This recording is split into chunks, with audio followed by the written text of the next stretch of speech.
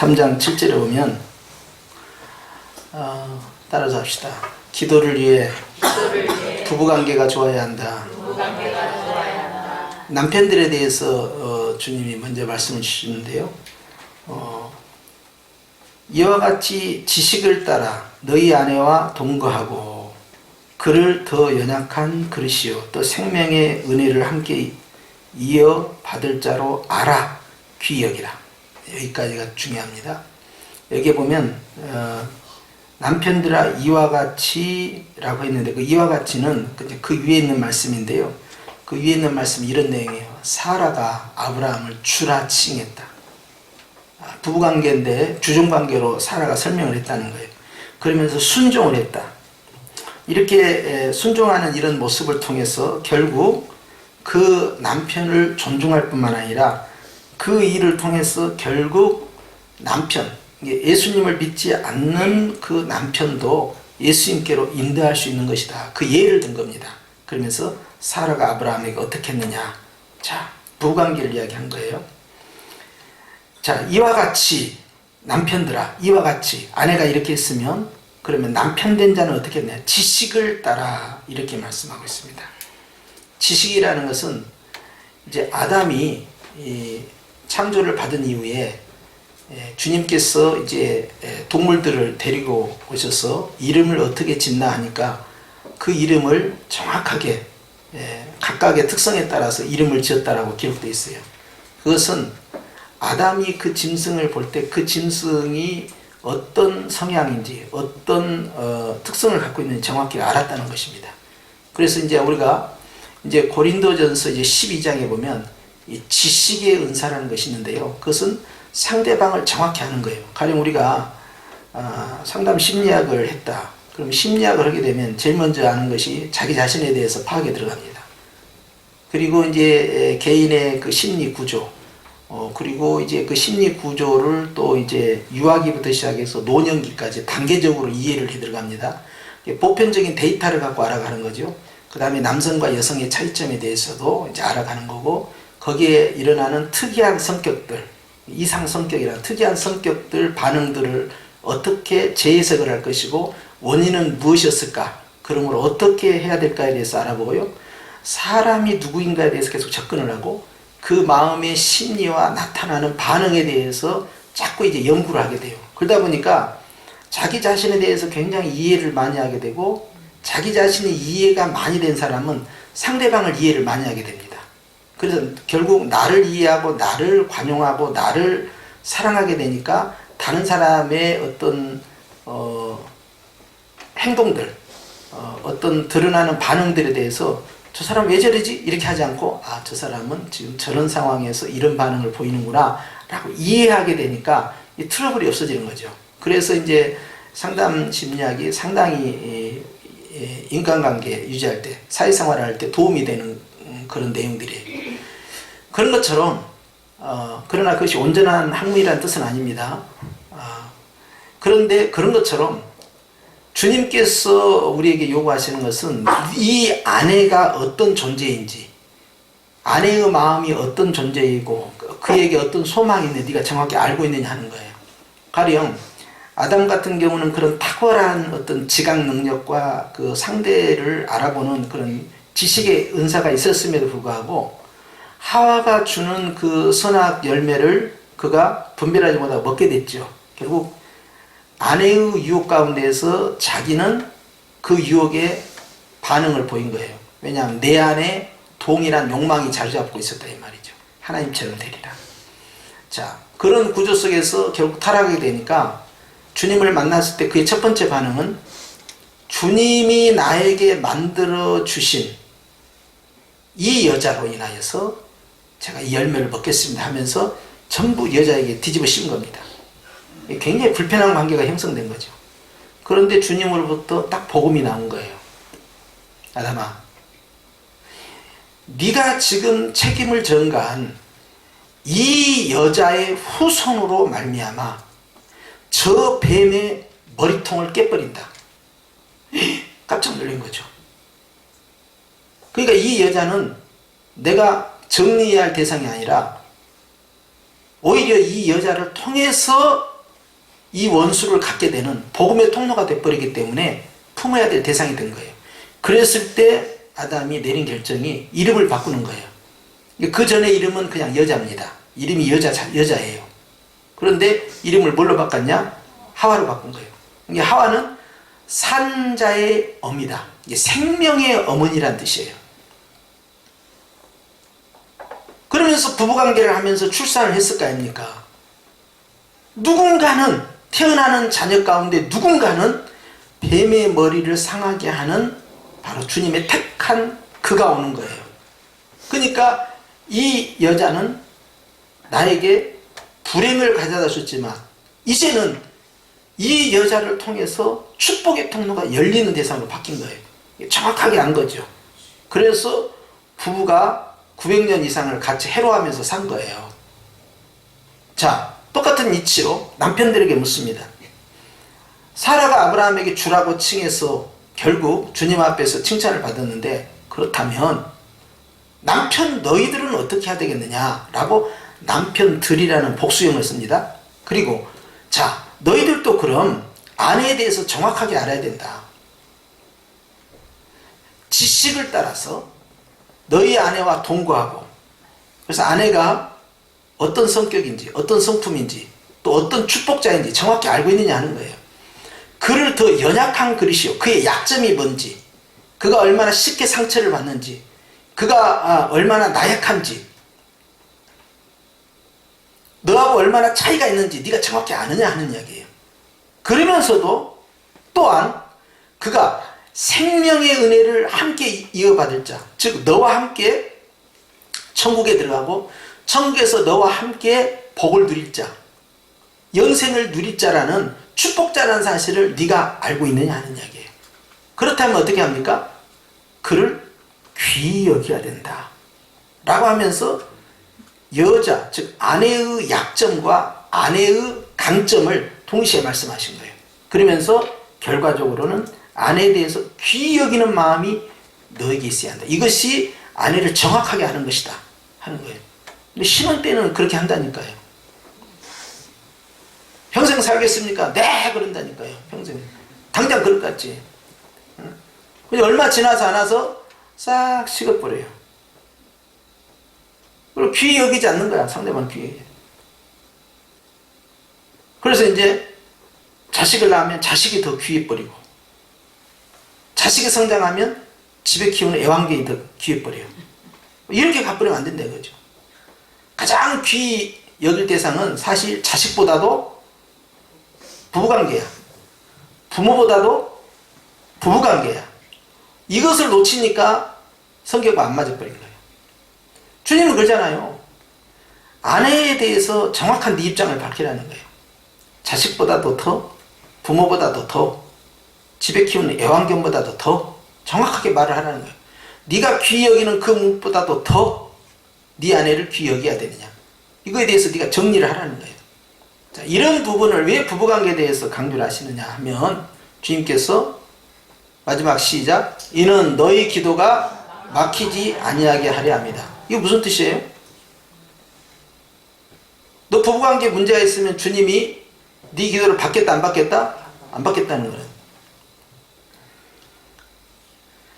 새벽 1시에 일어나서 산에 가서 기도합니다. 산기도를 수십 년을 그렇게 해요. 그런데 기도문이 안 열려. 영으로. 그리고 주님이 그 기도를 안 받아. 저 양반이 왜 저럴까 그랬어요. 아니 저렇게 기도를 열심히 하는데 왜 저럴까. 그리고 오직 예수 예수 예수 예수 예수 예수 예수 예수 예수 예수 예수 예수님 예수님 예수님 예수. 그런데 왜 기도가 안 올라가지? 왜 주님이 그 기도를 안 기뻐하지? 몰랐죠. 나중에 한 거예요. 이 양반이 우처증이 있었던 거야. 그래가지고 첫째는 사모님의 예배 끝나고 나서 성도들하고 인사해요, 안 해요? 인사하죠. 남자 성도라고도 인사합니까, 안 합니까? 인사하지요. 목사님이 이렇게 반응합니다. 둘이 눈 맞았어? 나는 그걸 처음 경험했기 때문에 내가 굉장히 당황했어. 그거 가지고. 이거 상상을 못한 일이니까. 평소에 그런 사람이 많다는 이야기를 내가 사전에 정보를 갖고 있었으면 같은 부름 같구나 그러는데 처음 경험하니까. 그리고 이야기가 조금 길어지면 둘이 무슨 이야기 했는데 왜 해야 되는데 헤어질 때 왜 약속까지 했어? 무슨 일 있었어? 자, 이것이 긴 세월 동안 진행이 된 거야. 결혼하고 나서 10년, 20년 계속 긴 세월 동안. 그런데 그 집에 가면 사모님이 내가 가면 자리를 훅 떠. 그냥 처음에는 그런갑다 그랬지. 피하는 거야.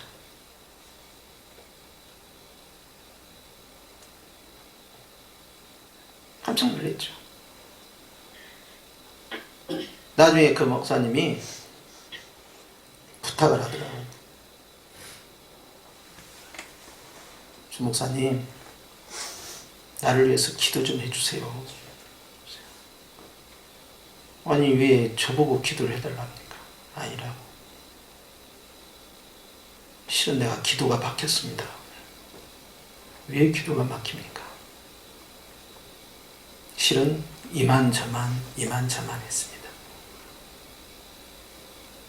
근데 거기에 이제 하나가 더 들어간 것이 있었어요. 그것은 개인 프라이버시 때문에 차마 말을 못 하겠는데, 그것이 용서가 안 된 거야. 그건 그 사모님 결혼 전에 있었던 일인데, 그것을 알아버린 거야. 어떤 계기를 통해서. 이게 결혼 전에 있었던 일을 부부가 그걸 공유할 이유가 없어요. 그런 이야기를 뭐하러 합니까? 만나기 전 사건이잖아. 누구하고 사귀었던 그 뭔 상관인데 왜? 근데 그게 용서가 안 되는 거야. 그런데요, 이분의 사건이 이분에게서 발생했겠습니까? 그렇지 않습니다. 제가 어느 가정을 신방을 갔는데요,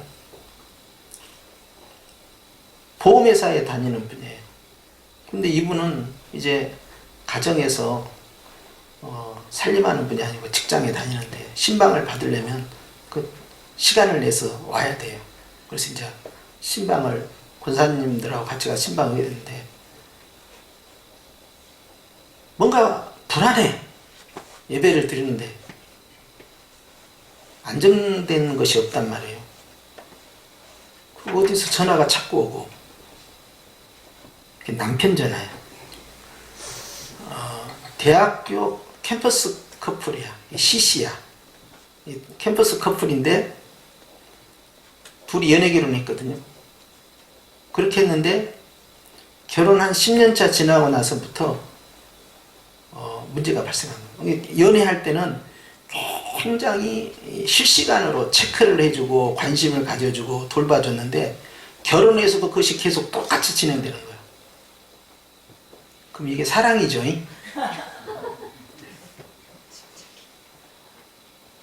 이건 사랑이 아닌 거야. 이건 사람 죽이는 거예요. 그냥. 어디야? 몇 시에 나갔는데 언제 와? 언제 올 건데? 이것이 오전에 한 번 한다든지 오후에 한 번, 이것이 아니라 실시간으로 확인이 돼. 살 수 있어요? 못 살죠. 그래서 물었어. 연애 결혼하셨다면서요? 그랬다는 거예요. 근데 그때는 모르셨냐면, 그때는 나에게 관심을 그렇게 보인 줄 알았다. 근데 이것이 너무 심해져가지고 사회생활을 할 수가 없다. 그런데 자기가 그 원인을 알았다는 거예요. 원인이 뭡니까? 시아버지하고 시어머니하고 70대인데 시아버지가 칼을 들고 저녁에 내 인연 거기 섰거라. 그리고 동네 한 바퀴를 도는 거야. 쫓아다녀. 이유는 딱 하나예요. 어느 영감하고 돈 맞았냐. 나는 이제 답이 안 나오는 거야, 이게 지금.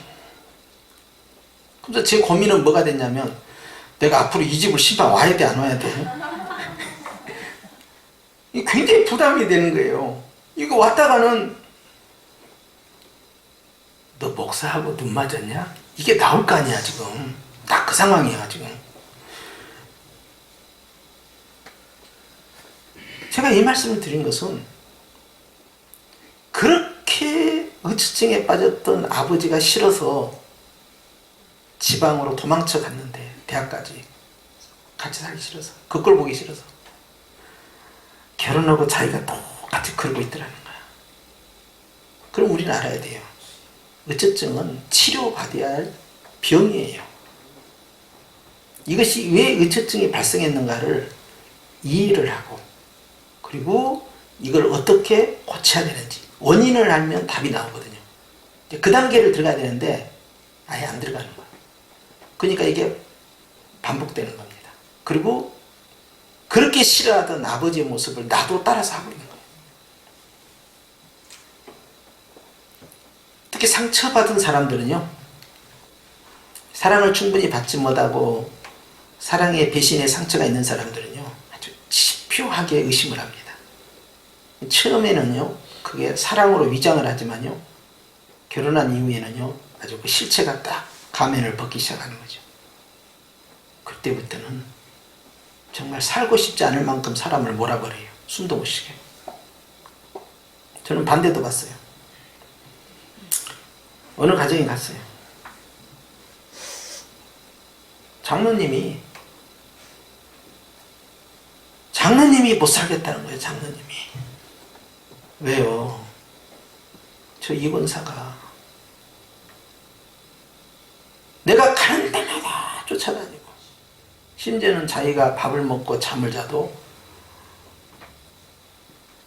음료수에다가 수면제를 집어넣고 나를 재우고 나가서 다방 내지하고 짝짝꿍을 했다. 그리고 돈을 몰래 훔쳐간다. 그 굉장히 신실한 장로님인데 그 이야기를 하는 거예요. 아니, 권사님이 우부증이란 말입니까? 아이고. 제가 어느 날 가니까 싸움이 붙은 거야. 권사님과 장로님. 서로 옳고 인준이.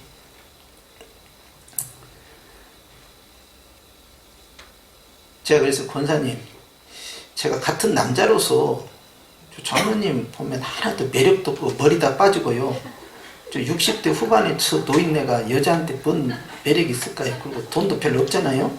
그랬어요. 그러니까 목사님, 몰라서 그러는데 다방 여자들은 돈 조금이라도 있으면 꼬셔가지고 가려고 다 착착꿍 다 하는 거라고. 그런데 영감탱이가 나를 수면제 먹여가지고 이렇게 데려가는 것이라고. 그런데 이것이 갈 때마다 그 집의 주 화제야. 신방 갈 때마다. 나는 다른 문제로 그 집을 가고 있는데. 의부나 의처증이나 이게 다 마음의 상처입니다. 이게 깊은 상처가 있는 거예요. 그것이 결국 그 방향으로 드러나 버린 거예요. 그래서 너무 안타깝더라고. 다른 건 다 좋아. 기도도 얼마나 열심히 한다고. 기도를 얼마나 열심히 한다고. 예수 예수 예수 예수 예수 예수야 예수야 예수야. 진짜로 기도 열심히. 아까 그 말씀하셨던 그 목사님, 새벽 1시부터 기도하는 거 쉬워요? 흰 옷만 입고 다녀. 나는 진짜 어디 영성의 대가인 줄 알았다니까. 그때 내가 크게 깨달은 게 그거였어요. 하나님의 능력은 위로부터 임하는 것이 아니라 마음으로부터 임하는구나. 내가 그때 얼마나 그것을 깨닫고 내 마음으로 덩실덩실 춤을 췄는지 몰라. 나는 가가지고 소나무 뿌리만 뽑으려고 한 거지. 능력 주시옵소서. 그냥 주여 금시가 철야 단시가 주여 불러. 근데 그 목사님 만나고 나서 하나님이 깨달음을 줬어요. 내 안에 계신 성령님의 역사가 일어나고 일어나지 않고 하는 것은 그 마음에 달려있구나. 그것이 내 기도의 방향을 다 틀어버린 거예요. 근데 어떤 목사님이 또 기도 많이 하시는 기도대장 목사님인데, 주 목사 분명히 뭔가 깨달았다. 그거 내놔라. 뭐 있다. 지금 뭐 있다. 그래서 나 이거 죽어도 나 말 못해드린다. 아니야. 나는 알아야 돼. 이분은 불받은 분이에요. 풍산대.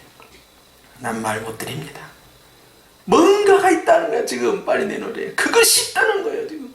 응? 끝까지 말 안 해줬어요. 왜냐하면 자랑이 돼버리니까. 그런데 여러분, 장로 권사든 목사 부부든 집사든 부부관계에 있어서요, 하나님이 그 기도 안 받아버립니다. 잘못되면. 주님이 기뻐하지 않는다는 이야기예요. 주님이 그 기도를 안 받아버려요. 심각합니다. 부부관계에 있어서 남편들에게 강조한 것은요, 기도는 남자가 해야 돼, 여자가 해야 돼. 큰 소리를 안 하셔요? 남자가 해야 돼, 여자가 해야 돼. 둘 다. 어디 양다리 걸치십니까 지금? 본문을 보고 대답을 해야지. 자, 남자가 해야 돼, 여자가 해야 돼. 기도는 남자가 한다. 시작. 잘했어요. 잘하셨어요. 자, 우리 여자분들만. 예배 시간에 아멘은 남자가 해야 돼, 여자가 해야 돼? 누구예요 지금? 남자가 해야 돼, 여자가 해야 돼? 아멘은? 본문을 보고 하라니까. 남자가 해야 돼, 여자가 해야 돼? 남자가 더 잘해야 돼. 맞죠? 남자 쪽에다 지금 압력을 넣고 있는 거예요. 사도 바울은요, 남자들아, 거룩한 손을 들어 왕과 방백들을 위하여 기도하라 그랬어요.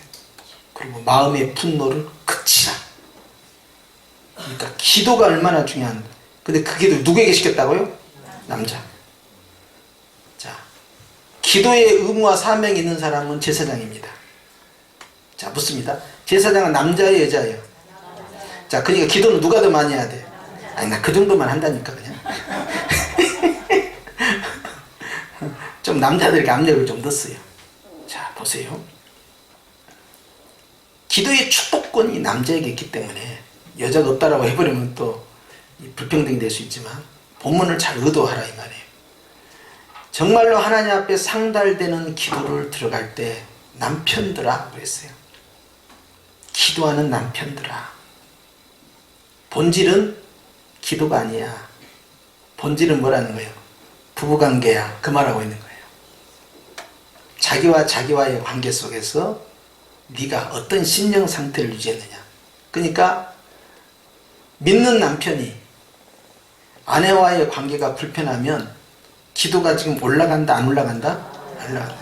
물론 아내로부터 일방적으로 계속 공격을 당하고 나는 그것을 공격을 받고 있는 입장이라면 또 상황이 다른데, 남편의 입장에서 아내에게 상처를 계속 주고 있는 입장이라면, 그래서 연약한 깨지기 쉬운 아주 연약한 그릇이면서 그러나 바로 나와 함께 축복을 받을 축복자라는 사실을 정확하게 인지하고 있는 상황에서 기도하는 남편은 그 아내를 귀히 여기는, 그래서 내가 하나님 앞에 막힌담이 없도록 하지 않는 이상은 신앙에 승리할 수 없다는 이야기를 강조하는 거예요.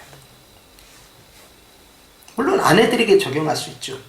부부관계가 아주 불편한 상황을 유지하면서 기도했을 때 하나님 그 기도를 받게 똑같은 적용을 할 수 있죠. 자, 부부관계가 얼마나 중요한 건가. 이거는 영성에 있어서, 기도에 있어서, 하나님과의 관계에 있어서 주님은 이것을 굉장히 예의주시하고 보고 있다는 사실을 아셔요.